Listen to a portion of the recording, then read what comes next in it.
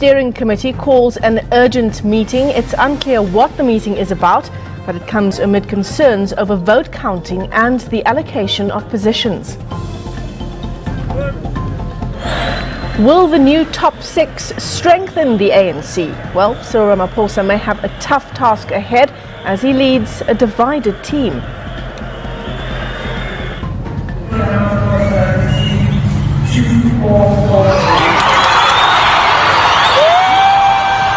Zuma is stony-faced. A seemingly unimpressed former ANC president sits emotionless as Ramaphosa is named his successor.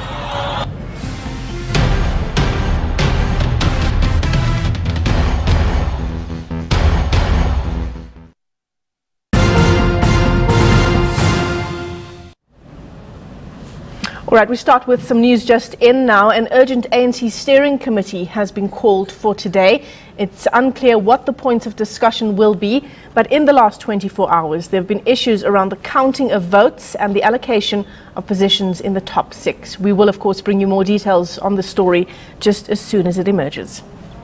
Well, we continue our rolling coverage of the ANC's 54th National Conference now unfolding at Nasrec. My colleague Joanne Joseph is at our ENCA studios there. She joins us now with the very latest. Over to you, Joanne.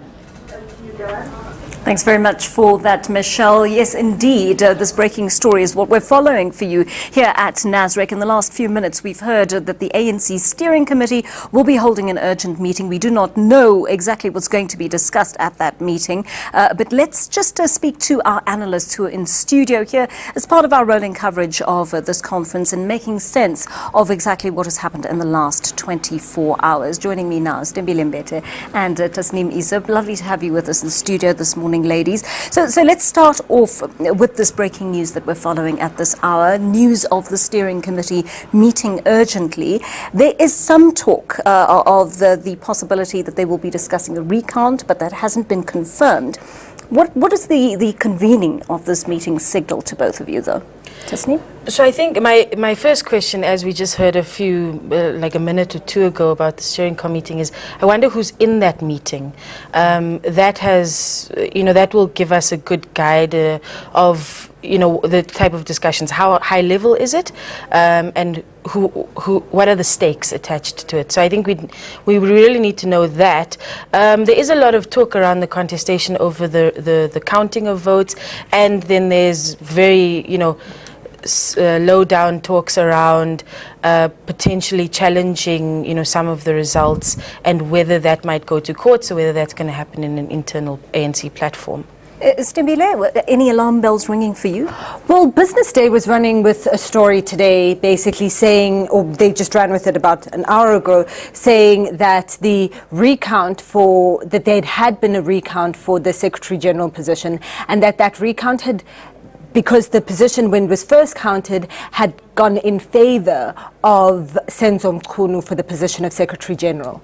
And then Nomvula Mokonyane, according to them, requested a recount, and we know that she was a big proponent of the NDZ slate. And after that second count, then Ace Magashule had it by 24 votes. So if it's anything to do with that position of Secretary General, we know that Senzo Mchunu actually had a higher number of nominations for the Secretary General position than Ace Magashule had. And so it was a bit of a surprise, given that in all of the other positions, the candidate who had the most nominations for that position is the one who eventually took it. And so the only difference was in that Secretary General position, and so clearly there is some unhappiness about how that's played out. So we're not sure yet if, firstly, what that steering committee meeting is about, but also whether it is really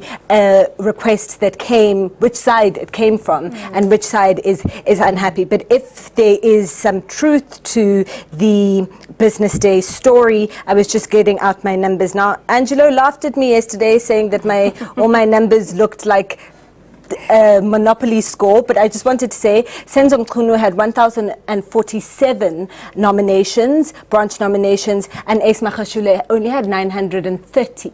And so And then after the recount, Esma Khashule had now won by 24 votes. Yeah. So it's very likely that it's margin something to do indeed. with that. And it's a very narrow margin. And it's when it's at those narrow margins, really, that the opportunity for dissent and unhappiness really arises. Ladies, we're going to chat a little bit more in the next few minutes. I want to go out now to Nasrec outside of our studio, where Asanda Magata has been walking around getting a sense of how people are digesting the news of the top 6 that was announced yesterday evening. Asanda, tell us what you're hearing on the ground there. Just to pick up on your discussion there, Joe, really I think that the CR17 campaigners and supporters happy as punch this morning. However, there is that feeling of great discontent insofar as the Secretary General position is concerned. They did expect the race to be tight. They did expect the result to be tight, but they certainly didn't seem to anticipate that that result will be against them. They were expecting Senzo Mchunu to triumph over Esma Khashule. So those are the whisperings of discontent that we're hearing on the ground here. Now, let's leave that for a second and talk about what's going to be happening in the next hour or so. I've actually spotted quite a few people for the first time this morning walking around here in Nasrec. Zizi Godwa just walked by. We also saw Carl Niehaus just not too long ago, and a few other individuals. Tokyo Sehwale, an ANC stalwart, was also in the vicinity not too long ago. Now, Tokyo Sehwale aside, Zizi Godwa and Carl Niehaus are some of the nominees for the ANC NEC. We know that that is what still needs to happen at this elective Congress, the election of that 80-member National Executive Committee. So let's go back to the Cyril Ramaphosa campaign.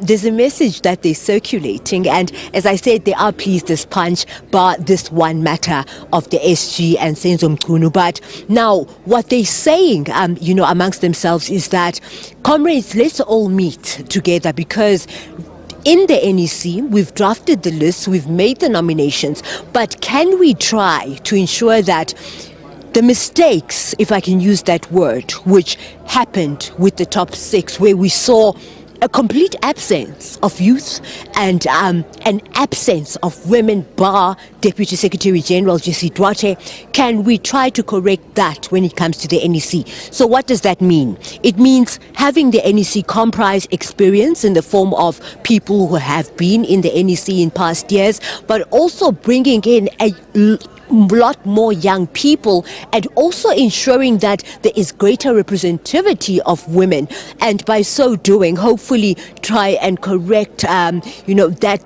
reputational harm and damage that has been caused by the announcement yesterday, which saw women that were contesting this race really fall by the wayside, and seeing 5 men emerge in the top 5 of the ANC. So that's what we're expecting to happen, Joanne. But apart from that, the ANC Women's League is also expected to hold a briefing an hour from now. We're not sure what the subject matter of that briefing is going to be, but we will remember that the news that the candidate they were backing, Dr. Nkosazana Zuma, did not triumph last night, hit them hard. To use a Twitter word, a meltdown was a word that was used to describe ANC Women's League President Matamile Dlamini's reaction. Really, they did not take the news well at all. So we expect that at this briefing, they will talk about their reaction to the news that the candidate has not emerged. But even more than that,